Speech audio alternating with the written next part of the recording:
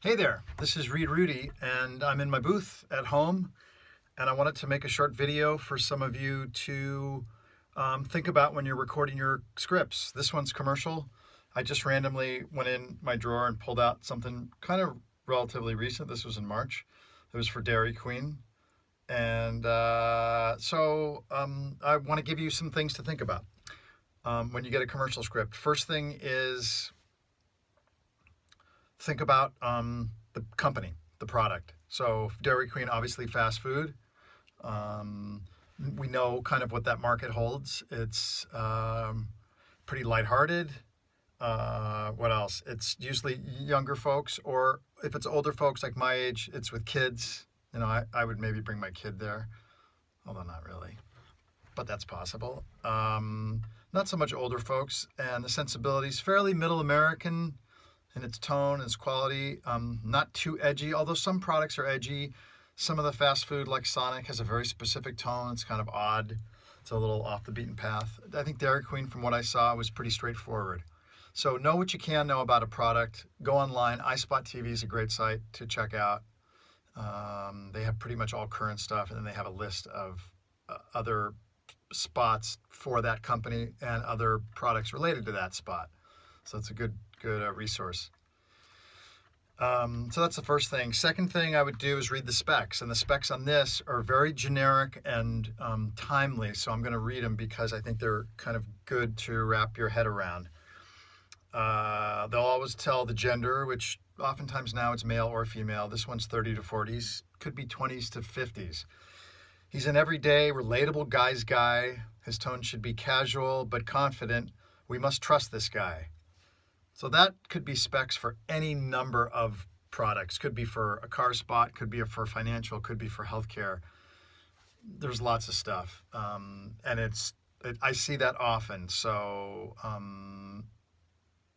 when I first got in the business, that announcer tone, that self-assured, deep, resonant, authoritative voice was in, and it was slowly going away, and now it's gone. Now you hear it kind of as a spoof.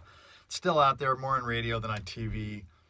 I can't tell from this spot if it's TV or radio. I'm going to assume it's TV. And oftentimes they won't tell you about the nature of the spot, what's happening in the spot, what the visuals are, which is unfortunate. So we have to make decisions about that. And I'll get into that in a second. As I read the spot, and this goes hand in hand with what the product is, which is fast food, but it's nice to know what the tone is. Is it lighthearted? Is it edgy? Is it heartfelt? Is it serious? This continues the specs to say he makes us laugh. So obviously lighthearted, though we want to avoid someone sounding overly polished or announcery. You're going to see that in a lot of spots. His read should come from a place of authority and above all happiness. So they do want a guy who knows what he's talking about, but the advertisers are really pushing towards someone who's real. And if you listen to especially TV, you'll find, especially younger folks, 20s to 30s, the announcers are never slick. They're just regular folks. If they're talking about cars, it's someone who you might find working at a car dealership, although they might be slick. Or someone who works in a healthcare facility, someone who's very relatable. They're moving away from polished, slick announcers. So for someone like me, that's work to kind of break old habits. Okay, third thing that I'm going to mention, a couple more things. One is the script starts here with this line that says, the new DQ loaded steakhouse burger. Rather than starting my emotional life there and everything I'm thinking about there, what's that moment before?